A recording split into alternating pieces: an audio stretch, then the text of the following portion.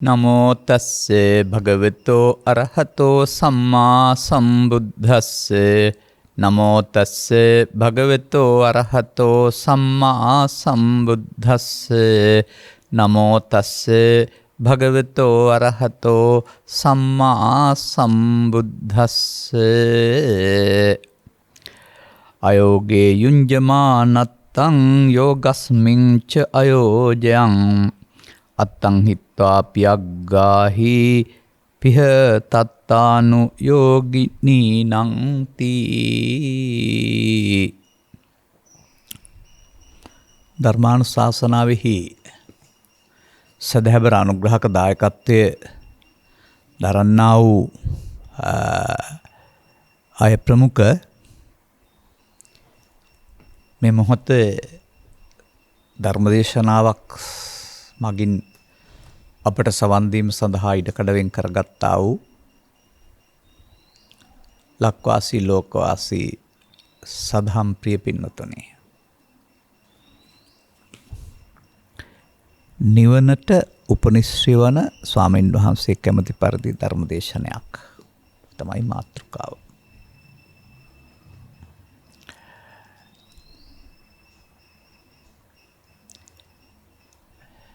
නිවන් කියන එක පිළිබඳව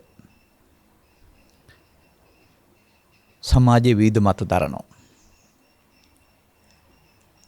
තමන් ඉන්නා වූ පසුබිම තුළ, ආසාවන්ගේ පසුබිම තුළ, හිමිකම් වල පසුබිම තුළ ආදී මෙම කාරණා පසුබිම් කරගෙන තමයි මේ දෙස බලන්නේ. එවිට බොහෝ විට එය අවශ්‍ය වෙන්නේ අනාගතයට. මොකද පෘථග්ජන මට්ටමින් තමන්ට තිබෙන දේවල් වල සුඛ විහරණය සත්‍යයක් වශයෙන් පේනවා නම්, සුඛයක් නැතුව නෙවෙයි, සුඛ විහරණය පමණක් පේනවා. නමුත් දුක්ඛ විහරණයේ විශාලත්වය පේන්නේ නැතුවම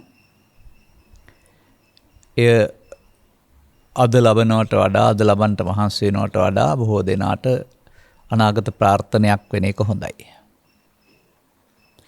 නමුත් මා දකින්නේ නොමග ගිය මිනිසාට, ජීවිතය තුළ නොමග යන මිනිසාට, ඔබ පවසන පරිදි නෙවෙයි, බුදුන් වහන්සේ දකින පරිදි නොමග යන, ඒ නොමග යාම තුළ උරුම වෙන දෙයක් බව දුක, නොමග යාම තුළ උරුම වෙන්නක් බව තේරුම් ගත්තම දුක, ඒ නොමග යාමෙන් මිදීම තුළ දුක නැති උතනත් ජීවිතය තුළ. එහෙමත් නොයනවා නම් නිවීම යන්නත් මේ මොහොත තුළ ලැබෙන්න ඕන දෙයක් වශයෙන් තමයි මේ සියලු ග්‍රන්ථ පරිහරණය කරයින් පස්සේ අපට වැටහෙන්නේ. එවිට මා දකිනවා මේ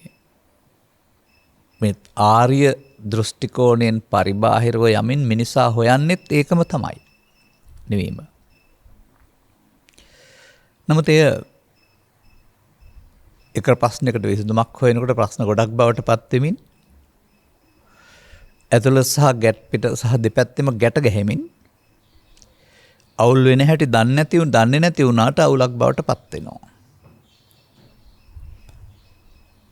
මෙන්න මේ නිසා මේ ප්‍රශ්නාවලිය බුදුන් වහන්සේ පැහැදිලි කරන පරිදි නම් පෘථග්ජන භාවයට සම්බන්ධ ගැටලුවක්. පෘථග්ජන භාවය තුළ කොතරම් විසඳුම් හෙව්වත් හමු වෙන්නේ නැහැ. මොකද දෝෂය පවතින පෘථග්ජන භාවයේ. එතකොට ඔවුන්ගේ යොමු වීම වෙනත් අතකට. මෙන්න මේ බුදුවරු පැහැදිලි කරන ආකාරයේ ඇසකින් බැලුවම අර වැරදි පැත්තට යොමීම තුළින් මේ මොහොතේ යමක් ලැබුවත් සුඛයක්, නිමන වෙන සසර ගමනක් මේක තුළ නිර්මාණය වෙන බවත්, සසර තිබෙනවා නෙවෙයි සසරක් හදන බවත්, සසර හදලා පෘථග්ජන භාවයෙන් මිදෙන්න බැරි බවත් තේරෙන්න ඕන. මන්දයත් සතෙක් වෙලා ඉපදුනත්, දෙවියෝ වෙලා ඉපදුනත්, වෙනත් ආගමක ලෝකෙ ඉපදුනත් පෘථග්ජන භාවය තුල තිබෙනා වූ අවුලෙන් නිදහස් වෙන්න පාරක් උගන්නන විශ්වාසයක්, දහමක් මා දකින්නේ නැහැ. අන්න ඒ නිසා එය තේරුම් කරලා දෙන අයගේ ඇසුර තුලින් එයින් මිදෙන එක විශාල සෝයක් වශයෙන් පෙන්වන එකයි කන සම්පatti කියලා කියන්නේ. එබැවින් තථාගතවරු පැහැදිලි කරන ආකාරයෙන් තමන් දකින්න, ලෝකය දකින්න ඇසක් දියුණු කරගත්තම වෙනත් විදියට පේන්න ගන්නවා.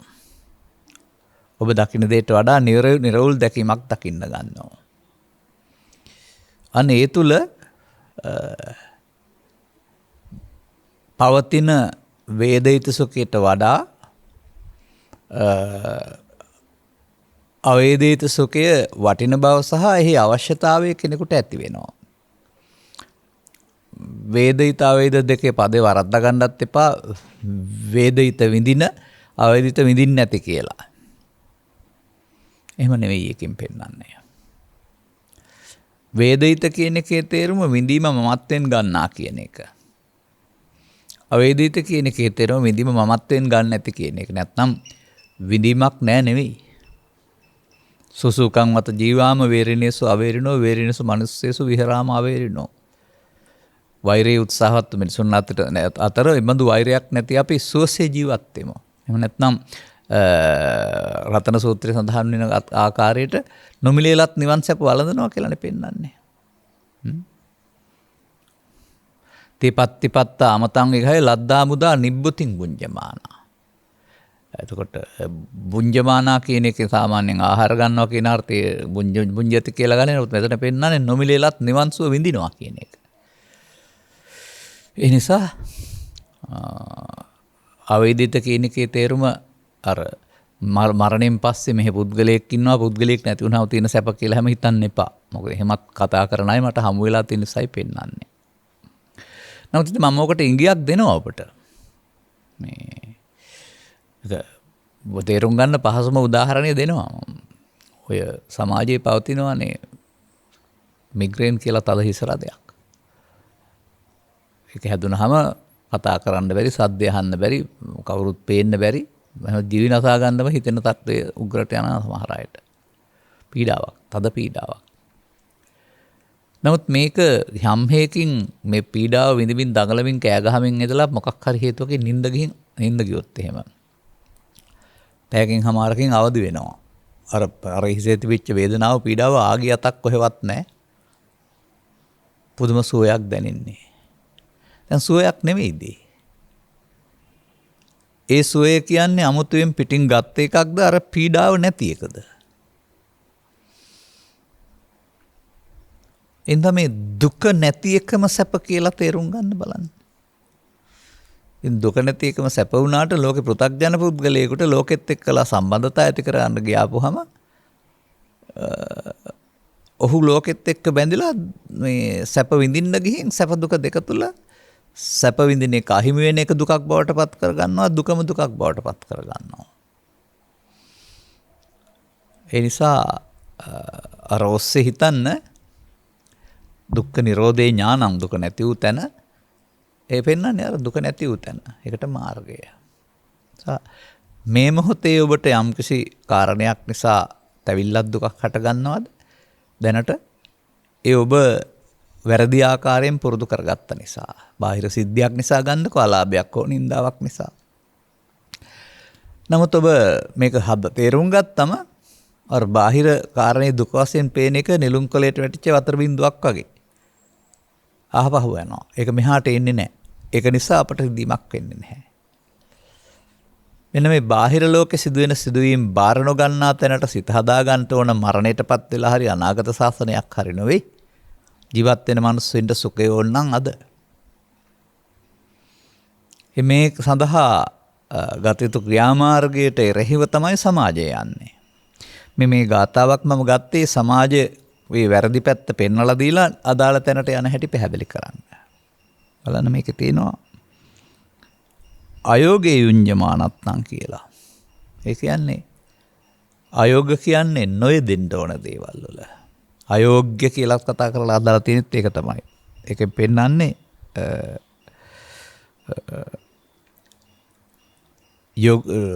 යෙදී නොයුතු තැන්වල යෙදෙනවා. ඒක අගෝචර කියලාත් කතා කරනවා සාමාන්‍යයෙන්.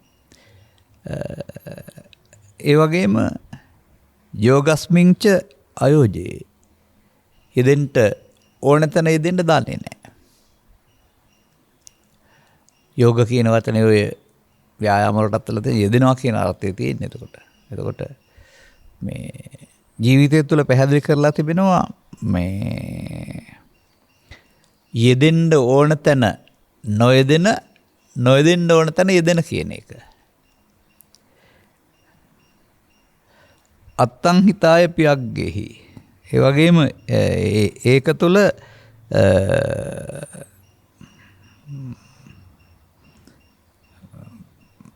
ඒ තමන්ට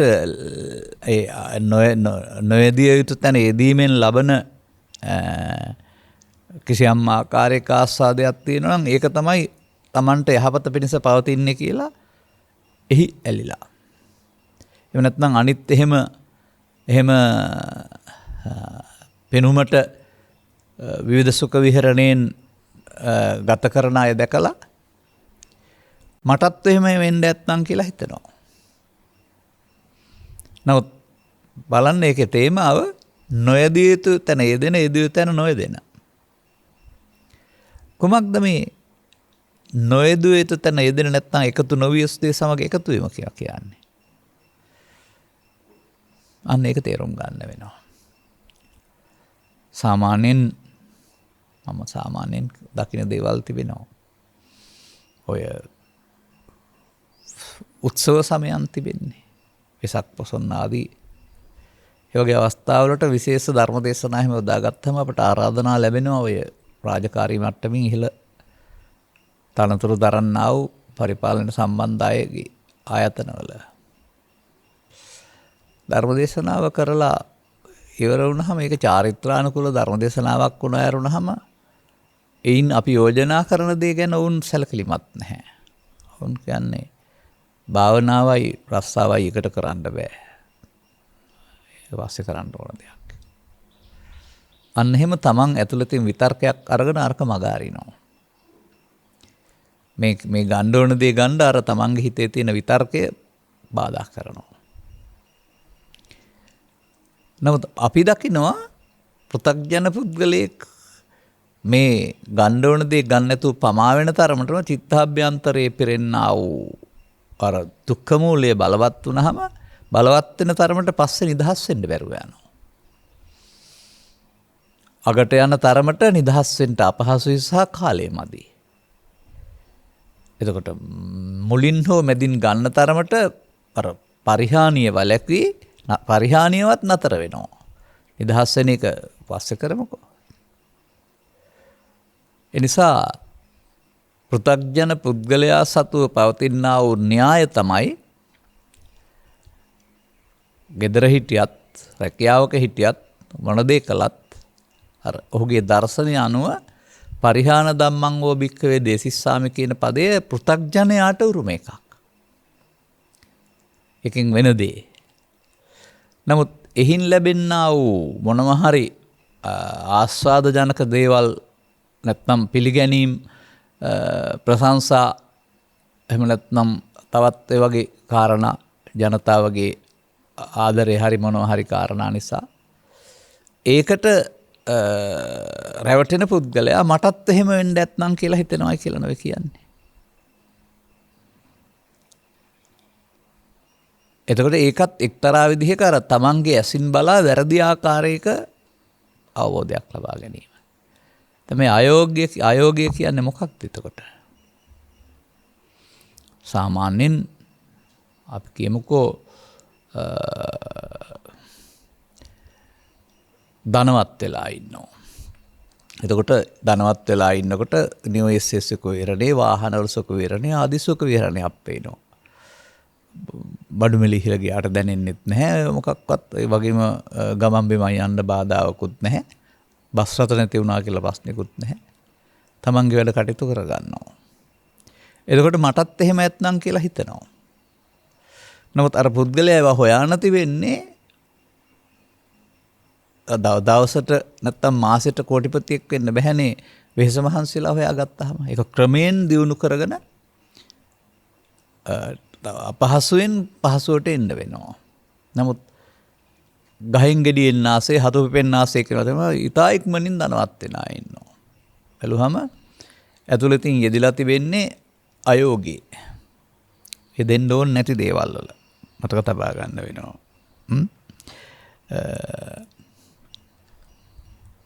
එතකොට ඒ අය ඉන්න සුඛ වේදනා දැක්කම මටත් එතෙන්ද එන්න නැත්නම් කියලා ඔහු පහසුවෙන් මුදල් හොයන පැත්තකට පෙළඹෙනවා. අන්න ඒක තමයි මේ අයෝගේ යුංජමානත්නම් කියලා කියන්නේ. විදෙන්න ඕන නැති තැන්වල. ඉතින් එවිට බෞද්ධයා බහුතලයක් නම් පාරණඝාතය හොඳයි කියලා කියන්නේ ජීවිත ජීවන වෘත්තිය වශයෙන් කරගන්න නැහැ. කලාතුරකින් අහුනොත් මස් පිණි සතෙක් මරණ ඇරුණාම. නමුත් සොරකම, කාමීත්‍යාචාරයේ යෙදවීම හෝ යෙදීම, ඒ සඳහා අනුබල දීම, ඒ සඳහා ආයතන පවත්වාගෙන යාම.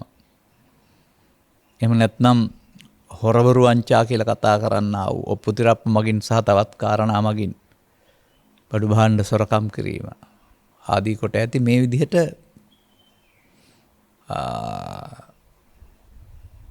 එළියට පෙනෙන එක වෙනුවට ඇතුළතින් වෙන දෙයක් කරන එක. විදේශයේ යම් යම් ආයෝජනයන් මත ගත්තාම මේවායේ ලැබෙන්න තිබෙන ප්‍රතිලාභ රජයට වෙනුවට Tamanගේ ගිණුම් වලට දාගන්න පුළුවනි.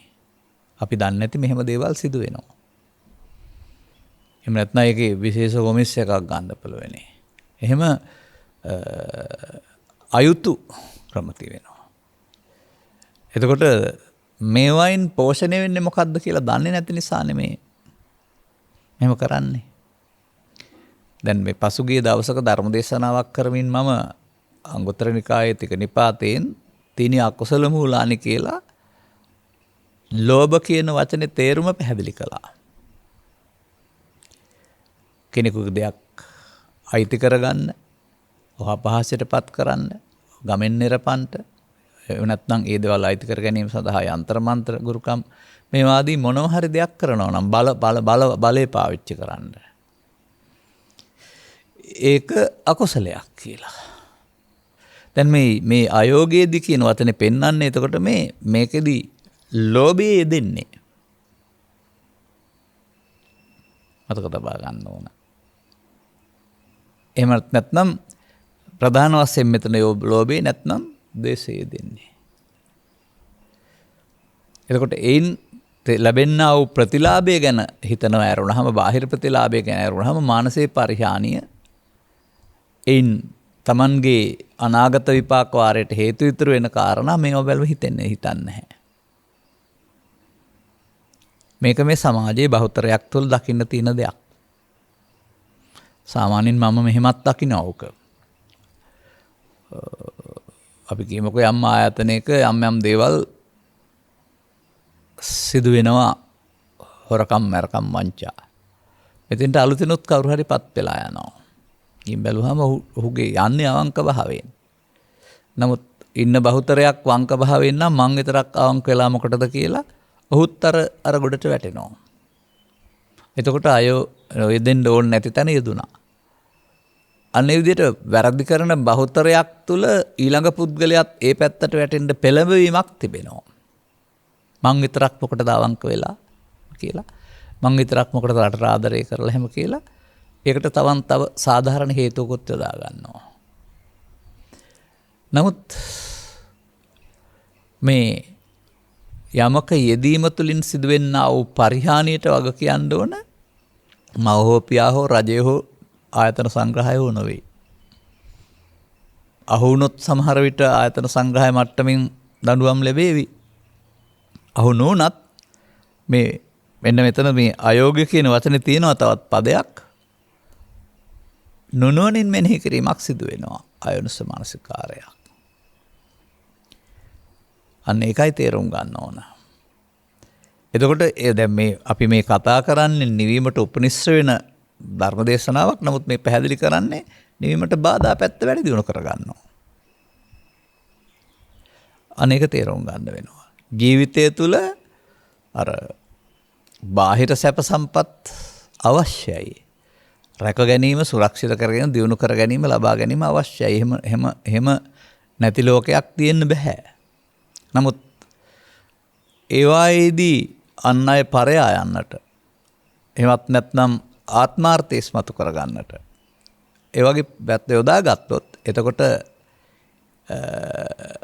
චිත්තාභ්‍යන්තරයට සිදුවෙන හානිය වළක්වා ගැනීමට බැරි වෙනවා. ඒකයි තේරුම් ගන්න ඕන. ඒ නොයදිය යුතු තැන්වල යෙදුනහම සිදුවෙන්නේ Tamanට හිත හදන්න අමාරු වෙන එක සහ හදන්න බැරි තරම් ඈත යන එක. දැන් ධර්මයේ සඳහන් වෙනවානේ පංචානන්තරික කර්ම කරාම හදන්න බෑ විපාක දීලා ඇරුණාම කියලා. ඒ කියන්නේ ඒ වයින් සිදුවෙන්නා වූ ලෝභ දේශ මොහේ බලවත් වීම තුළ ඊට එහාට හිතන්න තරම්වත් ඉඩ දෙන්නේ අරකේ වේගයේ බලවත් ආවරණය වෙලා තියෙන්නේ. ඒ නිසා ඒක විපාක විඳලම එන්න වෙනවා කියලා පෙන්නලා තිබෙනවා. තේරුම් ගන්න පුළුවන් නම් මිදෙන්න බැරි කමක් නැහැ. නමුත් තේරුම් ගන්නවත් අවධානයක් දෙන්නේ නැහැ. එහෙම නැත්නම් අව්‍යාකූල හිතක් නැහැ තේරුම් ගන්න තරම්. ව්‍යාකූල වෙනවනේ සිත්. එනිසා මේ පෘථග්ජන භාවයේ තුල ජීවනෝපාය සලසාගෙන ජීවත් වෙන්න ඕනේ. මව්පියන් බලා ගන්නටත් ඕන, දරුවන්ගේ යුතුකම් ඉටු කරන, සමාජ යුතුකම් ඉටු කරන්නත් ඕන. නමුත් ඒකේ චිත්තාභ්‍යන්තරයට හානියක් නොවන ආකාරයෙන් ජීවත් වීම තරමක් අපහසුයි. සාධාරණ ලාභයේ සාධාරණ ඉපීම තරමක් අපහසුයි. එහෙම ඉන්නකොට තවත් කෙනෙක් අසාධාරණයෙන් උපයලා අරට වඩා දියුණු වෙනකොට Tamanට පීඩනයක් තර්ජනයක් ඇති වෙනවා. මම මේ දුක් විඳින්නේ මොකටද මාත් මෙහෙම කරා නම් කියලා. අන්න අනුන් දිහා බලලා Tamanුත් නොයදිය යුතු තැන්වල යෙදීම තමයි මේ පෙන්වන්නේ අයෝගේ යුඤ්ජමානත්තං කියන එකේ තේරුම. ඒ නිසා එම ආදර්ශය සමාජයේ අරන් තිබෙනවා අපි හොඳටම දකිනවා. නමුත් මේ තමන් රැක ගන්න ඕන කියලා පෙන්නනවානේ. අත්තානං චේපි අංජඤ්ඤා රක්ඛේනං සුරක්ඛිතං කියලා තමන් රැක ගැනීම සඳහා නම් මේ පාර සුදුසු වෙන්නේ නැහැ. මතක තබා ගන්න ඕන කාරණාව. එතකොට එහිදී යෙදිය යුතු පැන අමතක වෙනවානේ. තව වචනයක් තියෙනවානේ යෝගස්මින් අයෝගයන්. මොකද්ද යෙදෙන්න ඕන කියලා පැහැදිලි කරලා තිබෙන්නේ. මම දකින්න දෙයක් තියෙනවා. වෙනත් කාටවත් යෙදෙන්න බැරි දෙක යෙදෙන්න අපට පුළුවන්. අපිට කියන්නේ මිනිස් වර්ගයාට.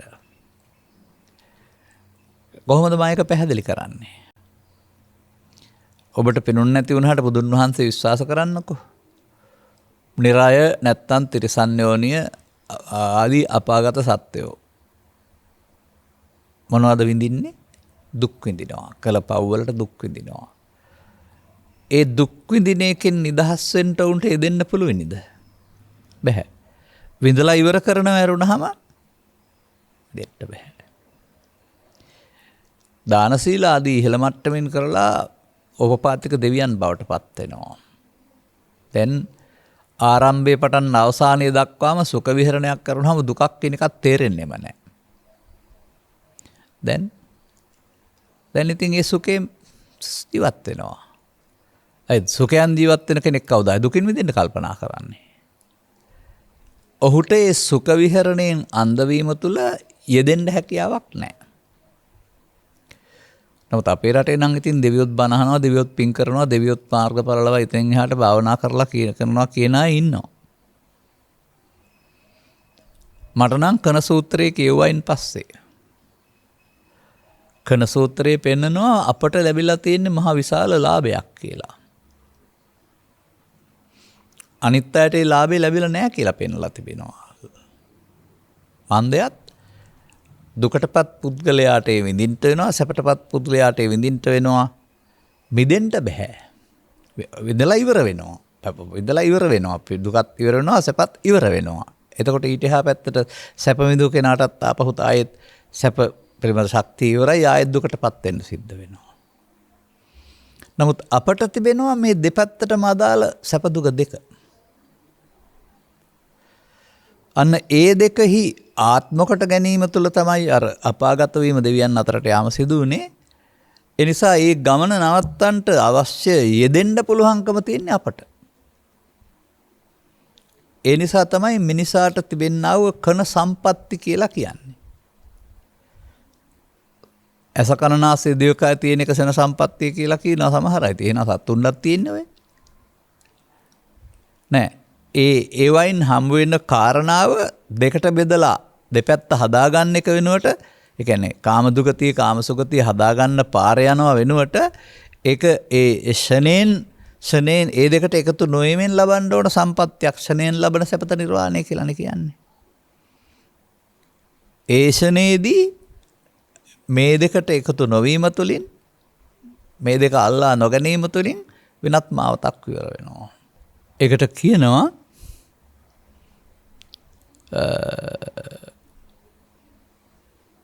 අයෝනිසෝ මනසිකාරය. අර නොයෙදිය යුතු තැන යෙදෙන්න පෙළඹවීම. එතකොට යෙදිය යුතු තැන වළකිනවා. ඒකෙන් බැහැර වෙනවා. එතකොට යෝනිසෝ මනසිකාරයෙන් බැහැර වෙනවා.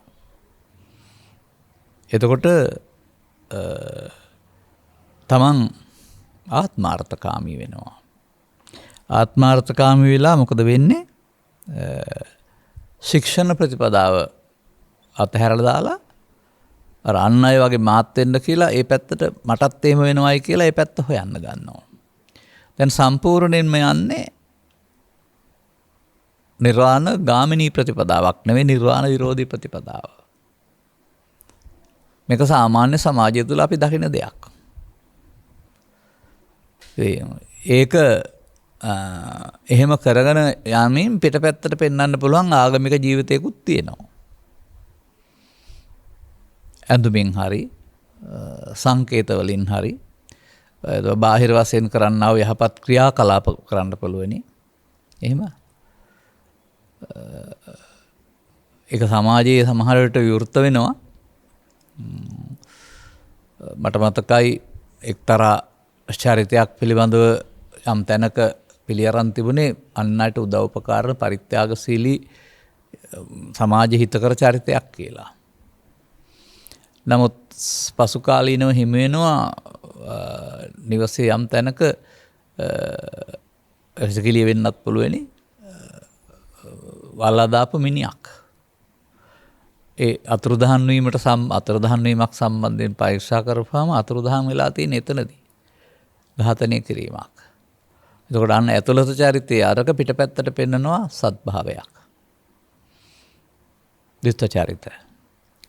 ඉතින් මේවත් එක්කලා මේ ගමන යන්න බෑ කියන එක තමයි මේකෙන් පෙන්වන්න හදන්නේ. මේ ඇදෙන සුළුයි. පෘථග්ජන සමාජයේ අර බාහිර ලාභයට, බාහිර ප්‍රශංසාවට, බාහිර සම්පත් වලට ඇදෙන සුළුයි. ඒකෙන් සිදුවෙනා වූ හානිය වටහා ගන්නෙ නැහැ. ස්වභාවයෙන්ම මිනිසාට ලෝක ජීවත් වෙන්නට අවශ්‍ය වෙනවා. අවශ්‍ය නිසා සකස් වී පවතින සමාජයේ දරුවන්ට මව්පියන් යමක් කියලා දෙමින් එහා පැත්තට දකින්න හැමෝම ජීවනෝපායක් සකස් වෙන්න වෙනවා. ජීවනෝපාය සඳහා අධ්‍යාපනයක් ලබන්නට වෙනවා. අධ්‍යාපනයට යොමු කරනවා. ඒ වගේ ලෝකේ සකස් වෙලා තියෙන බාහිර වශයෙන් සැප සම්පත් සියල්ල ලබා ගැනීම අභිවෘද්ධිය කියන තේමාව තුළ. ඒ තත්ත්වයන් තුළ මේ චිත්තාභ්‍යන්තරයට සිදුවෙන හානිය ඇතිවීමට බලපාන කාරණා පාලනයක් වෙන්නේ නැහැ. ඔවුන්ම බැඳෙනවා.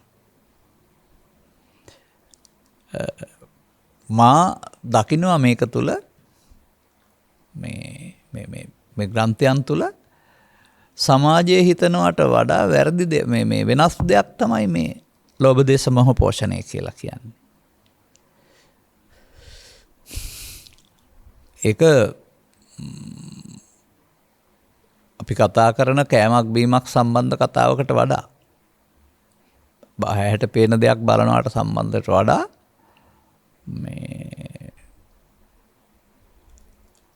සමාජය කෙරෙහි ඇති කරන්නා වූ අහිත පිණිස අවැඩ පිණිස ගමෙන් බැහැර කිරීම රටින් බැහැර කිරීම පිණිස ඌගේ දේවල් උදුරා ගැනීම පිණිස උන් අඩපණ කිරීම පිණිස උන්ගේ ශරීර ශක්තිය දුර්වල කිරීම පිණිස නැත්නම් උන්ට වක්‍රාකාරයෙන් යම් යම් යන්ත්‍රමන්ත ගුරුපම් ආදී දේවල් කරලා උන් අන්න එහෙම පැත්තකට තමයි මේ ලෝභ දේශ මොහ කියලා කියන්නේ.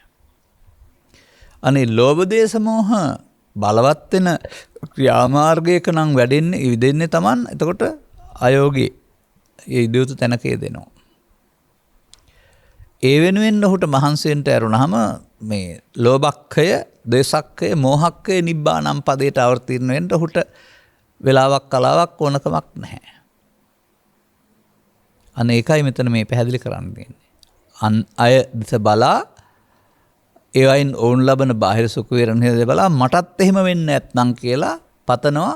එහෙම මේ පැත්තට යනවා. මේක පු탁ජන භාවය තුළ ඇති වෙන්නා වූ බලපෑමක්. නමුත් ලබාගත් ජීවිතයක් තුළ මූලික අවශ්‍යතාවයන් බැහැර කරන්නේ නැහැ කාටවත්. නමුත් දුක කියන්නේ මොකද්ද කියලා තේරුම් ගන්න වෙනවා. මම නම් දකින්නේ දුක කියලා කියන්නේ මේ චිත්තාභ්‍යන්තරයේ ඇති වෙන පශ්චාත්තාපයට. කළ දේවල් මතක් කරමින් දිවා රාත්‍රී දෙකේ තැවෙන දැවෙන එකට ඒ වගේ මානසික ස්වභාවයක් ඒක. එතකොට අර දුක් දෙවන ක්‍රියාමාර්ගයන් යමකට කළොත් ඒකට විපාක වාරයක් එන බැවින් බුදු සමය තුළ මම දකිනවා යහපත් ක්‍රියාමාර්ග මොකක්වත්ම වළක්වලා නැහැ. ඒකට සීමාවක්වත් දක්වලා නැහැ. ඒ ලෝකෙට වුණ නිසා. නමුත් තේමා වශයෙන් පෙනෙනවා ජීවත් වෙන්න ගිහින් ඔබ ලෝභ දේශ මොහයන් බලවත් කරන්න එපා. ඒක ඔබ දුකටපත් වෙන මාර්ගය. මේ ජීවිතය තුළම ඒක ෂේ කරගන්නා මාර්ගයක යෙදෙන්න ඒක තමයි යෙදෙන්න ඕන එක කියලා පෙන්වන්නේ. අර බලවත් කරන එකේ නොයෙදෙන්න ෂේ කරන එකේ යෙදෙන්න. නම් පු탁ජන පුද්ගලයාට ෂේ කරන ප්‍රතිපදාවක් තේරෙන්නේ නැහැ. අර බාහිර සැප සම්පත් කෙරෙහි යන අධිවේගී ගමන් මාර්ගය ලැබෙන්නා වූ සුපිරි සැප බලා තමනුත් එහෙම ලබන්නට නීතිය සාධාරණයේ පින්පව් අතහරින්න කල්පනා කරනවා. ඔය රහසිගත උපායාගත්වත්කම් කළු සල්ලි කියන වචනය යටතේ මේ අතේ සතේ නැතුව හිටපුවා ලක්ෂපතියන් කෝටිපතියන්ලා සුපිරි වාහන සුපිරි නිවාස වායු සමනය කළ ජීවිත ගත කරනවා අවුරුද්දෙන් 2 4 5. එතකොට අනිත් අයටත් හිතෙනවා මොන පින්පව් විශ්වාසයක්ද මොන පරලෝක ගමනක්ද මේ ජීවත් වෙනකේ කාලා ඉන්නවා ඇත්නම් කියලා එහෙම හිතනවා. නමුත් ඉතින් ඒ මාර්ගවල ගියායගේ ඉරණම් හොයලා බැලුවොත් ඒවා කාට හරි දී අහිමි වෙන්න ඇරලා එහෙම නැත්නම් රාජසන්තක වෙන්න ඇරලා අකාලේ කෙටි කාලීන ජීවිතයකින් සමුගන්නවා. සමුගන්නෙත් එබඳු කාරණා සඳහාම අයිති වන තරඟකාරීත්වය තුළ වුණොවුන් එරෙහිව යාම තුළ දැඩි ද්වේෂයකින් වෛරයකින් අවිගත්තෝ අවියෙන්න නැසිතී. නිසා ලබාගත් ජීවිතය තුළ ආහාර නම් ඕන, ඇඳුම් පැළඳුම් නම් ඕන, මව්පියන් බලන්න නම් ඕන, විවාහ වුණොත් දරුවන් රකින්නත් ඕන. නමුත් තමන් තුළ වැඩි දියුණු වෙන්නා වූ නුනුවණින් මෙනෙහි කිරීම නම් වූ දුර්වලකමක් වැඩෙන බව තේරුම් ගන්න ඕන. නුනුවණින් මෙනෙහි කිරීම කියන වචනේ මම තව ටිකක් දැන් අර්ථ ගන්නවන්නම්. මමත්වෙන් හිතීම. මමත්වෙන් හිතීම කියලා කියන්නේ කය මම කොටගෙන හිතීම නෙවෙයි. සමාජයේ කය මම කියලා කතා කරා ඒක කතා කරාට කමක් නැහැ. නමුත් බුදුන් වහන්සේගේ මමත්වයේ කියන එකේ තේරුම ඒක නෙවෙයි. ඒ මොහොතේ හිතට එන දෙයට එකතු වී එකතු වෙනවට කියනවා ලෝභයෙන් යුක්ත වීම, මෝහයෙන් යුක්ත වීම. ද්වේෂයෙන් යුක්ත වීම, මෝහයෙන් යුක්ත වීම. අන්න ඒ යුක්ත වී හිතන එක තමයි මමත්වෙන් හිතනවා කියලා කියන්නේ. එතකොට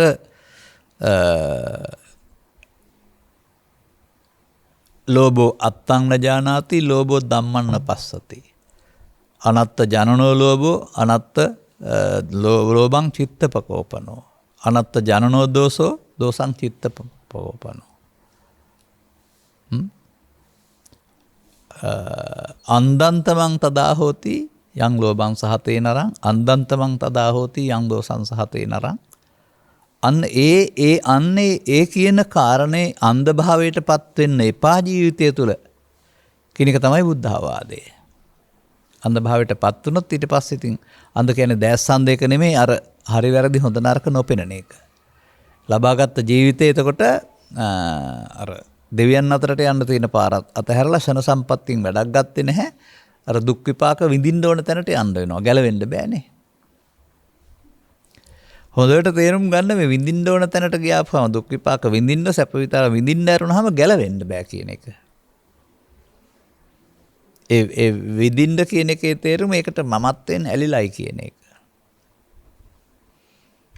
එනිසා ලබාගත් ජීවිතයට අපි ඇවිත් ඉන්නේ බොහොම කල් සංසාරේ ඔය කියන දෙපැත්ත තුන් පැත්තේ ඇවිදලා. ඒ වගේම එක්රැස් කරගත්තා වූ පුණ්‍ය මහිමයක් තුළ රිදුක් නිරෝගී සුවපත් ස්ත්‍රී භාවයක් හෝ පුරුෂ භාවයක් සමග යම් කිසි පහසුමක් සහිතව කියන දෙයක් තේරුම් ගන්න පුළුවන් නුවණක් සහිතව. දැන් තථාගතවරු පැහැදිලි කරලා දාරනා වූ අතීත අතිදීර්ඝ සංසාර ගමන වගේම බුද්ධෝත්පාදයක මේ මාර්ගය නොගත්තොත් අතිදීර්ඝ අනාගත සංසාර ගමනකටත් යන්න තිබෙනවා මිදෙන මාවතක් එහෙව යන්න බෑ. බුද්ධෝත්පාදයක සදහම් හමුවීම නම් වූ තරටපත් වුණාම තමයි මිදෙන මගක් හමු වෙන්නේ. එසේනම් අපි තව ටිකක් එහාට බෙදලා බලන්න ඕන අපි කවුද කියන එක පිළිබඳව. අන්න එතකොට තේරුම් ගන්න පුළුවන් වෙයි මේ මොහොතේ මොකක්ද කරන්න ඕනේ කියන එක. එතකොට අර නොයදිය යුත්ත බැහැර කරන්න වෙනවා යොදිය යුත්තේ දෙන්න වෙනවා. දැන් මොකද්ද මේ නොයදිය යුත්ත කියලා කියන්නේ? අසුතවන්ත වැනි සූත්‍රවල පැහැදිලි කරන්නේ ඒ මොහොතට එන දෙයට. පෘථග්ජන පුද්ගලයා ඒ මොහොතට සිතට එන දෙයට. සිතට එන්නේ කොහෙන්ද? ඇසෙන් කනෙන් නාසයෙන් දිවෙන් කයෙන්. හෝ සිතින්. නැත්නම් සතර ඉරියව්වේදී. ලෝභ, දේශ, මෝහ වශයෙන්. ඊර්ෂ්‍යා, ක්‍රෝධ, වෛර වශයෙන් හිතට එන දේවල්. ඒ මොහොතේ හිතට එන දෙයක් තියෙනවා. අනේ ඒ මොහොතේ හිතට එන දේ මමත්වෙන් ගැනීම කියන එක තුළ තමයි මේ කියන ලෝභ දේශ මොහ නැමැති කාරණාවලින් කෙනෙක් දුකටපත් වීම සිදු වෙන්නේ. ඒ සිතට වහල් වීම. එතකොට ඒකට වහල් වුණ පුද්ගලයාට ඊට මිදෙන්න පාරක් හෝ මිදෙන්න ඕන කමක් නැත්තේ නැහැ.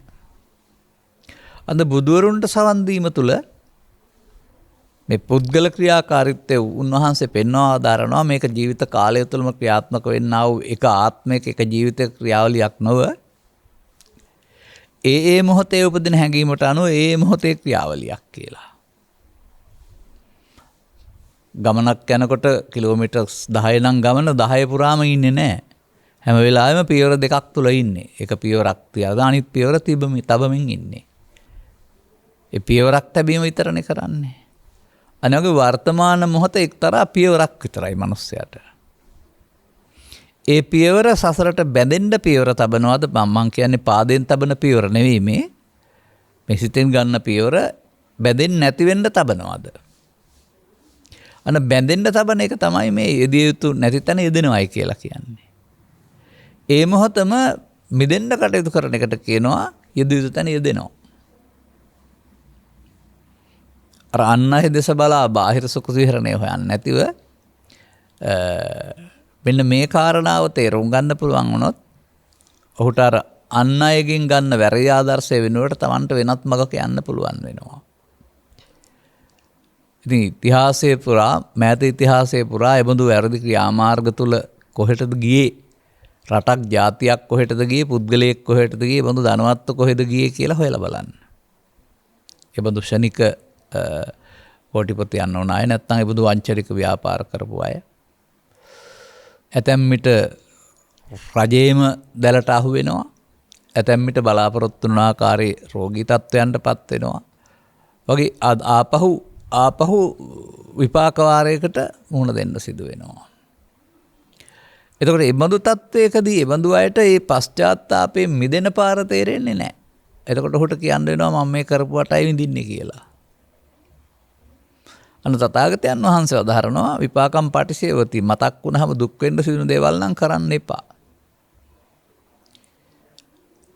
මා දකින්නවා බාහිර ක්‍රියාකාරකම් පාලනය කරලා නැහැ බුදු සමය තුල. යහපත්යයි සම්මත. කාලානුරූප, දේශානුරූප සහපත්යයි සම්මත.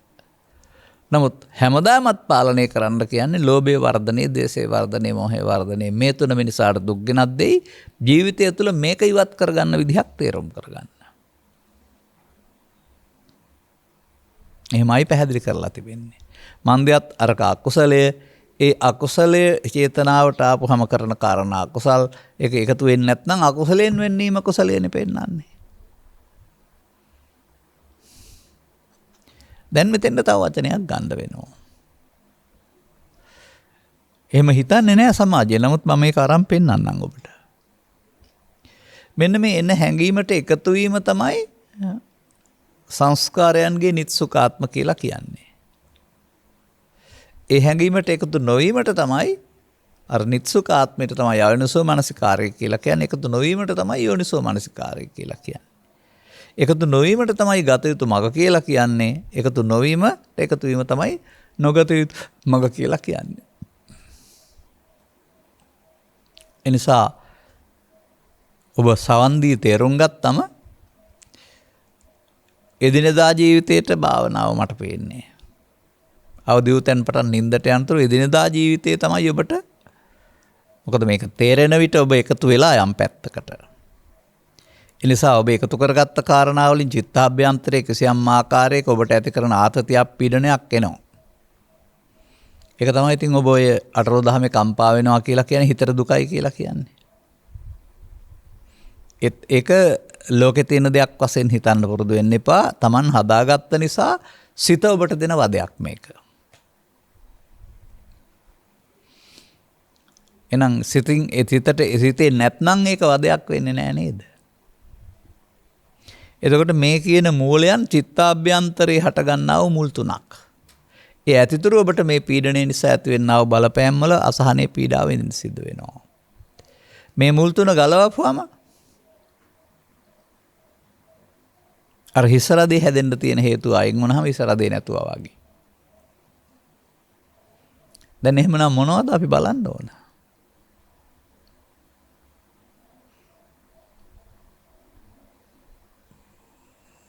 මෙහෙම කියන්න පුළුවනි මට නම්. මේ වචන තුන වෙනත් ආකාරයට සමාජයේ පෙන්වනු ලබනවා කාම විතර්කය, ව්‍යාපාද විතර්කය, විහිංසා විතර්කය කියලා.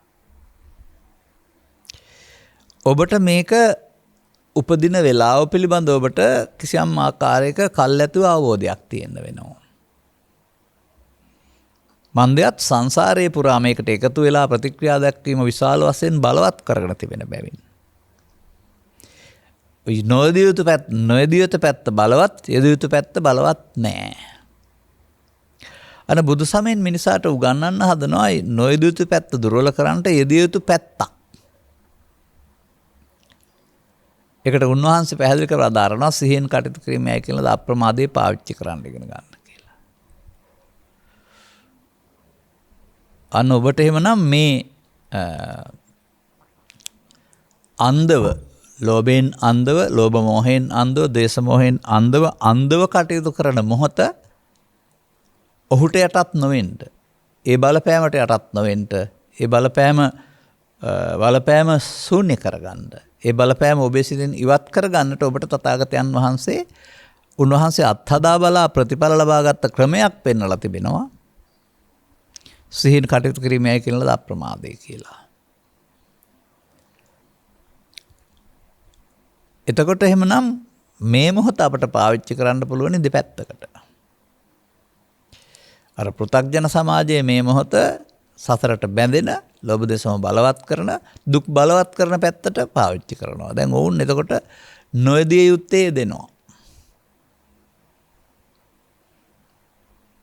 සමාජයේ බහුතරයක් ඒ වගේ පැත්තේ ඉන්නේ මමත් මේ පැත්තට ගියාට කමක් නැහැ කියලා ගලාන යන පැත්තට පහත දින වතුරේ පහලට යන එක.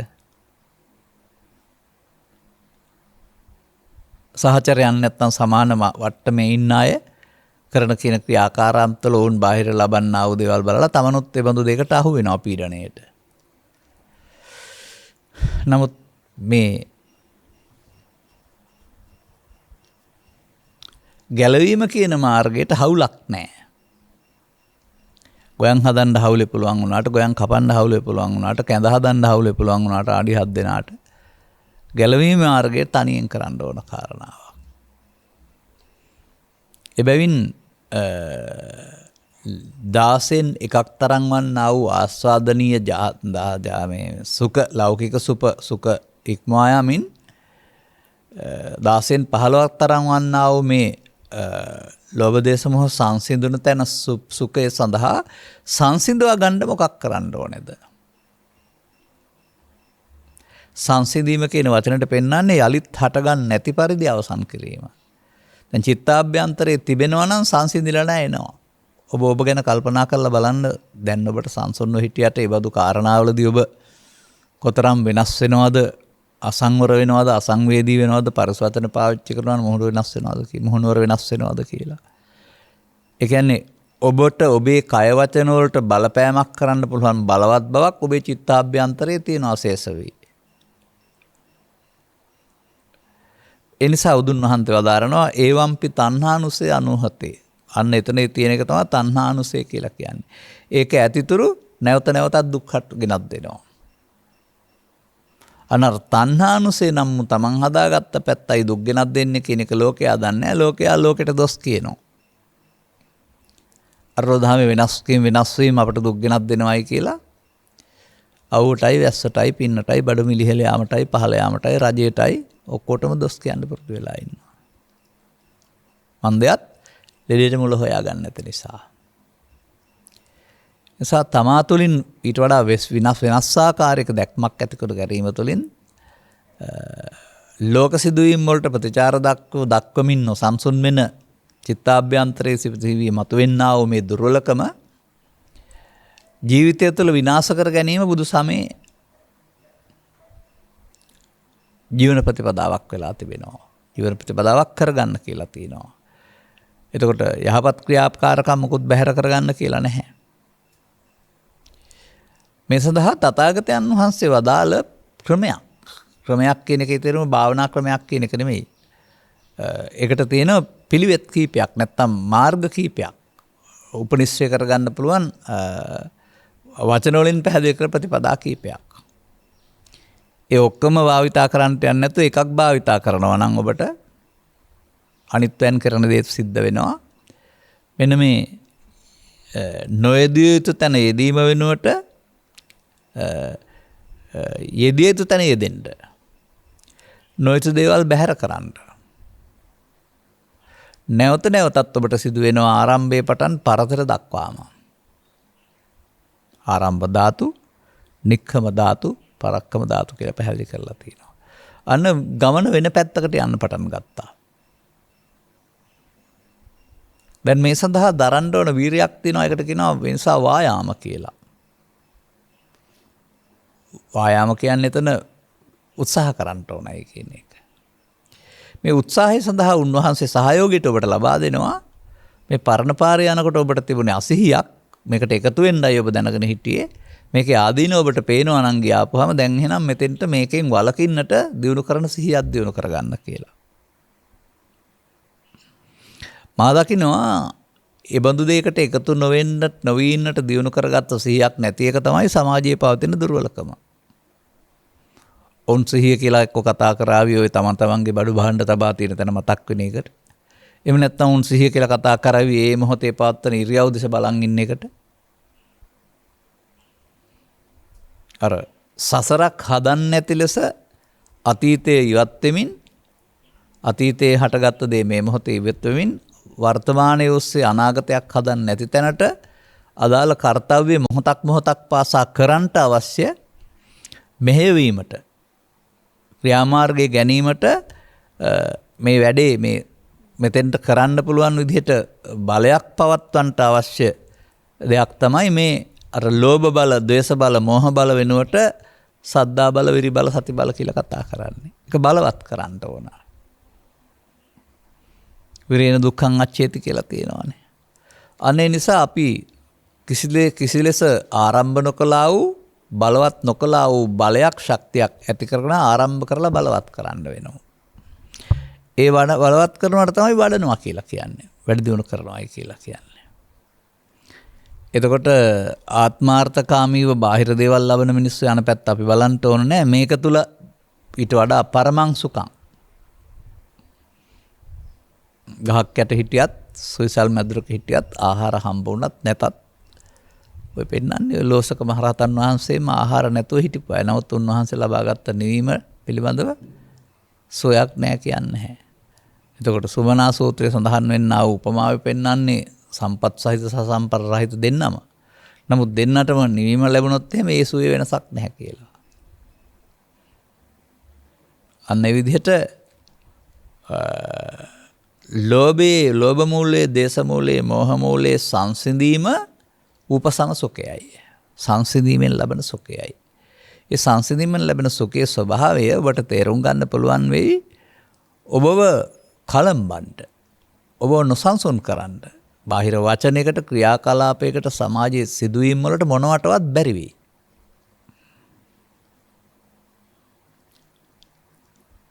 ඒක ස්ථාවර දෙයක්.